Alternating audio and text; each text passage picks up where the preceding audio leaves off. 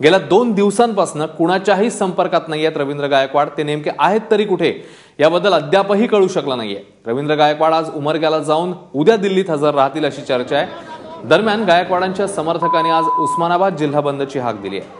तसंच उमरग्यामध्ये रवींद्र गायकवाड यांच्या समर्थनार्थ बाईक रॅली देखील काढण्यात येणार आहे। तर एअर इंडियाकडून दिशाभूल करण्यात येत असून क्लासबाबतचा वाद नव्हता तर सेवेबाबतच्या तक्रारीचा वाद होता असं स्पष्टीकरण रवींद्र गायकवाड यांनी पत्राच्या माध्यमातून केले।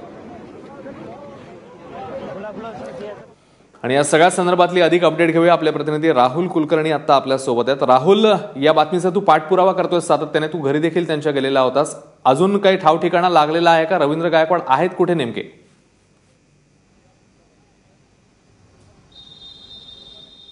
अश्विन, ते पुण्यात आहेत आणि कालपासून ते पुण्यात थांबलेले आहेत। आज ते उमरग्यामध्ये येतील आणि उद्या गुढीपाडवा जो आहे तो स्वतःच्या घरी ते साजरा करणार आहेत। त्यानंतर ते बुधवारी संसदेमध्ये हजर राहणार आहेत। आज सकाळी त्यांचं 3 पाणी खुलासा असलेलं एक पत्र आलंय।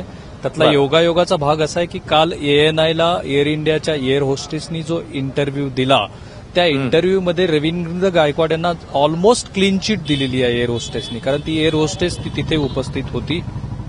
तिने असं म्हटलं की रवींद्र गायकवाड हे माझ्याशी अतिशय पोलाइटली वागत होते, ते मला ताई वगैरे म्हणून म्हणत होते, बोलत होते, कदाचित त्यांना प्रोवोक केलंय। आणि आजचा जो खुलासा आहे तो एवढा योगायोगाचा नाहीये की काल तो इंटरव्ह्यू आला आणि आजच्या खुलाशामध्ये रवींद्र गायकवाड यांनी असं सांगितलंय की मला प्रोवोक केलं गेलं, अतिशय वाईट अशी सेवा तिथे मला मिळत होती, मलाच नाही तर इतर सर्व प्रवाशांना मिळत होती, मी त्याची तक्रार करत होतो, तर त्या तक्रारीला उत्तर दिलं नाही, त्यातून ती घटना घडली। 2 गोष्टी त्या खुलाशात आहेत। एक म्हणजे रवींद्र गायकवाड यांनी पोलिसांमध्ये मानहानीचा दावा दाखल केलाय आणि दुसरा म्हणजे बुधवारी पक्षातर्फे तो हक्कभंगाचा प्रस्ताव आणला जाणार आहे, त्या हक्कभंगाला मूव्ह करतील रवींद्र गायकवाड। मला असं वाटतं की शिवसेनेनं सुद्धा फारसं गांभीर्याने हे प्रकरण घेतलेलं नाहीये, कारण रवींद्र गायकवाड यांना फक्त समज दिली जाईल, कदाचित समज सुद्धा दिली जाणार नाही, रवींद्र गायकवाड यांना मातोश्रीवरती बोलवून घेतलं जाईल अशी चर्चा होती।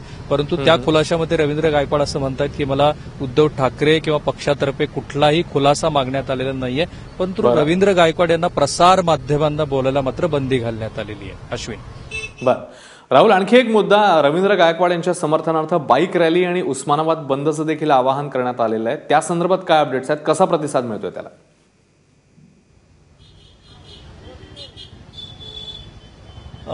तशा स्वरूपाची आंदोलनं 3 दिवसापासून इथं सुरूच आहे। तुळजापूरमध्ये एअर इंडियाच्या कर्मचाऱ्यांचा पुतळा परवाच्या दिवशी जाळण्यात आला होता, कालही उमरग्यामध्ये आंदोलन झालं। आज खरं तर जिल्हा बंदची हाक देण्यात आलेली होती, परंतु शिवसेनेचे जे वरिष्ठ नेते आहेत त्यांनी या जिल्हा बंदला प्रतिसाद दिलेला नाहीये। त्यामुळे आजचा जो जिल्हा बंद असेल तो उमरगा आणि लोहारा, की जी त्यांची मूळची विधानसभा मतदारसंघ आहे, त्या मतदारसंघामध्ये त्याचा प्रभाव जाणवू शकतो। बाईक रॅली निघतील, पुतळे जाळले जातील आणि मुंबई हैदराबाद हायवे हा जो आहे या हायवेवरती आंदोलन झालं तर या हायवेवरून होणारी जी वाहतूक आहे ती काही काळासाठी डिस्टर्ब होईल, परंतु फार तणाव असेल अशी स्थिती नाहीये, कारण स्वतः रवींद्र गायकवाड यांचा स्वभाव असा नाहीये की ते इथे येऊन आपल्या कार्यकर्त्यांना प्रोवोक करतील, परंतु रवींद्र गायकवाड इथे आल्यानंतर आपल्या कार्यकर्त्यांच्या समोर मात्र भाषण करतील, त्याची दाट शक्यता आहे। अश्विन, राहुल, या सगळ्या संदर्भातले अपडेट्स तुझ्याकडे घेतच राहणार आहोत। तुर्तास धन्यवाद या माहितीबद्दल। दरम्यान खासदार रवींद्र गायकवाड यांना विमान प्रवास नाकारणाऱ्या कंपन्यांवर शिवसेना आता लोकसभेमध्ये आज हक्कभंग आणण्याची शक्यता आहे। शिवसेनेच्या विश्वसनीय सूत्रांनी ही माहिती दिली आहे।